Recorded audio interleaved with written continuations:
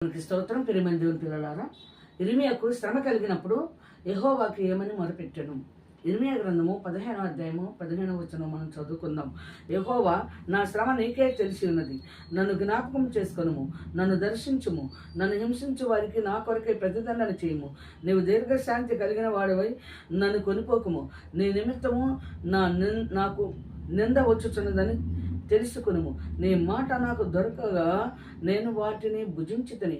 సైన్యములకు అధిపతి యెహోవా, దేవా, నీ పేరు నాకు పెట్టబడిన గనుక నీ మాటలు నాకు సంతోషమును, నా హృదయమునకు ఆనందమును కలుగుజేయుచున్నవి. సంతోషించే వారి సమూహములో నేను కూర్చుండలేదు, నేను ఉల్లసింపను లేదు. కడుపు మంటతో నీవు నన్ను నింపి ఉన్నావు గనుక నీ హస్తమును బట్టి నేను ఏకాకినై కూర్చుంటిని. నా బాధ ఎలా ఎడతగినదాయను, నా గాయము ఎలా ఘోరమైనదైను, అది స్వస్థత పొందుకపోనేలా నిశ్చయముగా నీవు నాకు ఎండమవుదువా, నిలువని జలములు అవుదువా.